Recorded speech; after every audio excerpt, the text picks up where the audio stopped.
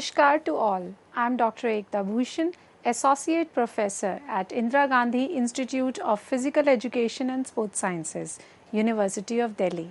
As you all know, today is International Yoga Day, and on this special occasion, the whole world is celebrating, and so are we. Today, we have a special lecture on yoga for stress and anxiety reduction, which we all know that it is so relevant in today's scenario where we all are in stress somehow. So, yoga encourages mental and physical relaxation, which helps reduce stress and anxiety. The physical postures promote flexibility, relieve tensions, and alleviate pain. Yoga poses may help you release physical blockages like muscle knots, helping release emotions and tensions. They also promote the release of mood boosting endorphins, which are the feel good hormone that can positively affect how you handle stress. Focusing on the present moment during your yoga practice enhances your yoga awareness, boosts your concentration, and centers your mind. As you become aware of the transitory nature of your bodily sensation, thoughts, and feelings, you may find it easier let go of attachments to positive, negative, and natural experiences. You may also learn to cultivate feelings such as love, joy, and serenity. So, yoga can help you reduce feelings of stress and anxiety by connecting with your mind, body, and environment. Through certain poses and breathing techniques, you can learn how to control negative thoughts at your own pace. So, what does the research say about yoga for stress? According to 2018 study, yoga had a positive result on women who practice Hatha yoga 3 times a week for 4 weeks. After 12 sessions, they experienced significant reduction in stress, depression, and anxiety. These results suggest that yoga can be a complementary medicine and may decrease the need of prescription drugs. More in-depth studies are required to investigate the long-term role of yoga in treating stress, depression, and anxiety.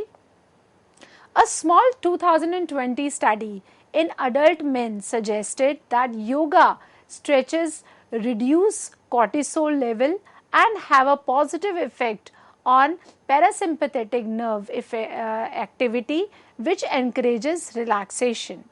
Researchers in another 2020 study found that people who did an 11-minute yoga nidra meditation for 30 days reduced their stress levels, enhanced their overall well-being, and improved their sleep quality. Practicing yoga nidra also boosted mindfulness and reduced negative emotions. These benefits stayed the same at a flow up 6 weeks later. Now let's see how to use yoga breathing to elevate stress. So, breathing exercises known as pranayama in Sanskrit teach you to relax, regulate your breath, and breathe deeply. This helps reduce stress and calm your body and mind.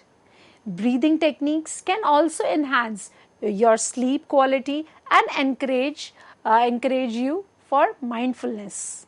You can do breathing exercise during your yoga practice or when you want to focus on relaxation throughout the day. These techniques are also useful when you experience uncomfortable emotions or difficult situations. So, a few popular type of pranayama includes alternate nostril breathing, which we also call Nadi Shodhan, Ujjayi breathing, breath of fire, Kapalbhati, that is lion's breathing, Simbha asana, then Shitali breathe, then humming bee breathe, that is Brahmari. So, we'll start with alternate nostril breathing. So, alternate nostril breathing is a yogic breath control practice. In Sanskrit, it's known as Nadi Shodhan Pranayam. This translates a subtle energy cleaning breathing techniques. This type of breath work can be done as part of a yoga or meditation practice. Alternate nostril breathing can also be done as its own practice to help you quiet and still your mind. Then there are many variations of pranayama breathing regulation. Anulom Vilom and Nadi Shodhana are the most common types of alternate nostril breathings. Now let's see the variation to know. Yoga practitioners incorporate a combination of poses and breathing exercises into their practice. There are two variations of alternate nostril breathing, that is Anulom Vilom. This type of pranayam involves conscious inhalation through one nostril and exhalation through the other. Then Nadi Shodhan, similar to Anulom Vilom, this technique involves breathing from one nostril to the next. On the inhale, you hold the breath for a brief period of time. Now, what are the benefits of alternate nostril breathing? Alternate nostril breathing may help to relax your body and mind, reduce anxiety, promote overall well-being. These benefits in turn may help you to be more focused and aware. Now, let's come to the next pranayam, which is Ujjayi breathing. So, Ujjayi breathing is a technique that allows you to calm your mind by focusing on breath. This helps you override through that could possibly distract you from your meditative state. Used in the practice of yoga, it also creates a sound that assists you in synchronizing your movement with your breath. It's the most common form of pranayama, that is breath control, used during asanas and practices. In yoga, breath is equally important, sometimes even more important as the physical pose. So, Ujjayi breathing is also referred as victorious breathing, ocean breathing, snake breathing, whispering breathing, snoring breathing, and Ujjayi pranayama. So, how to do Ujjayi breathing? According to the National Library of Medicine, in Ujjayi breathing, both inhalation and exhalation are done through the nose as you inhale and exhale. Keep your mouth closed, constrict your throat to the point that your breathing makes a rushing noise, almost like snoring. So, control your breath with your diaphragm. Keep your inhalation and exhalations equal in duration. This can be calming and balancing. At first, it may feel like you are not getting enough air, but the technique should become easier with practice. So, what are the potential benefits? According to the National Center on Health, Physical Activity and Disability, Ujjayi breathing may improve your concentration, release tension throughout the body, regulate heating and cooling of the body, warming the core from the inside. For depression, 2017 study indicate that symptoms significantly declined for people who have major depressive disorder when practicing in a yoga program including coherent breathing. Now let's come for the another pranayam, that is breath of fire. We also call it Kapalbhati. So breath of fire is a form of pranayam or breath control. Breath of fire is also known as skull shining breath or Kapalbhati. In Sanskrit, Kapal means skull or forehead, and bhati means illuminating. So, breathing of fire is commonly done as part of Kundalini Yoga, which involves breathing techniques, chanting, singing, repetitive poses. During breath of fire, you inhale passively and exhale forcefully. The exhale, which requires you to contract your abdominal muscle, is the main focus of the technique. So, what are the benefits? Although breath of fire hasn't been extensively studied, the existing research suggests some benefits of the practice. Some other benefits are anecdotal, which are relief stress. A 2013 study found that a fast pranayam, including breath of fire, decreases stress level in students. According to the researchers, fast pranayam may help you feel calmer by reducing activity of the sympathetic nervous system. The SNS is responsible for your fight and flight, that is stress response. The study also found that the fast pranayama may increase activity of the parasympathetic nervous system, that is PNS, which regulates your rest and digest response. The next one is lion's breath, that is Simhasana. So, lion's breath or Simhasana in Sanskrit is another breathing practice. You can do it on its own or as part of a longer practice. Sticking out your tongue and roaring like a lion might be exactly what you need to relax or express yourself. You can do lion's breath at the beginning or end of the asana or meditation practice, or you can do it on its own throughout the day.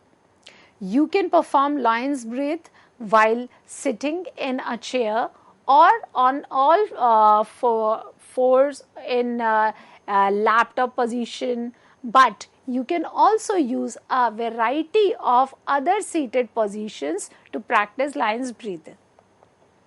So, lion's breath for Apert and Asperger's syndromes. So, that is a study of 2016 study on a 7-year-old boy with Apert and Asperger's syndrome examined the effect of twice weekly multisensory yoga sessions over 4 weeks. The practice was shown to reduce disruptive behaviors. It has also had a positive impact on expressive emotions, social engagement, and physical performance. Plus, lion's breath had a positive effect on the child's ability to self-regulate stress. Now, the next pranayam is hummingbird breath, that is Brahmari. So, this yoga breathing practice, unique sensations, helps create instant calm and is especially soothing around your forehead. Some people use hummingbird breath to relieve frustration, anxiety, and anger. Research shows that it may reduce your heart rate, think more clearly, and feel less irritable and stress. Of course, you'll want to practice it in a place where you are free to make a humming sound. To do this, choose a comfortable seated position, close your eyes and relax your face. Place your first fingers on the tragus cartilage that partially covers your ears and canals. Inhale and gently press your fingers into the cartilage as you exhale, keeping your mouth closed. Make a loud humming sound and continue for as long as it is comfortable. The next one is Shitali breath. So this yoga breathing practice helps you lower your body temperature and relax your mind. Slightly extend your breath in length, but don't force it. So since you inhale through your mouth during Shitali breath, you may want to choose a place to practice that's free of any allergies that affect you and air pollution. To do this, choose a comfortable seated position, stick out your tongue and curl your tongue to bring the outer edge together. If your tongue doesn't do this, you can purse your lips and inhale through your mouth, exhale out through your nose. Continue breathing like this for up to 5 minutes. Now let's see the yoga poses for stress reliefs. The first yoga poses which I am talking about is cat and cow pose. We also called as Marjya Asan to Bitala Asan. So this pose allows you to connect your breath to your movements as you calm your mind and release stress. Allow your breath to guide each movement. The next pose is child's pose. So child pose helps create an inward focus and restore energy. It also supports mental and physical relaxation. Then legs up the wall pose, that is Viparakita Karani. Legs up the wall pose provide deep relaxation while boosting lymph flow and circulation. Then corpse pose, Shavasana. During this pose, focus on breathing deeply as you calm your mind and let go of tensions. The next one is hero pose. This seated posture can help you find your center. Focusing on your breath may help you find ease in the stillness of this pose. You can see this in the picture as well. Then tree pose. So this classic standing pose may help you focus inward, quitting racing thoughts. You have to hold the position for a while. Then triangle pose. This energizing pose can help ease tension in your neck and your back. Then standing forward bend. This resting standing pose may help relax your mind while releasing tension in your body. The next asana is fish pose. This back bend can help relieve tightness in your chest and back. You can see this in the picture. Then the next pose is extend puppy pose. This heart opening pose stretches and lengthens the spine to relieve tension. Now head to knee forward bend. This pose may help soothe your nervous system.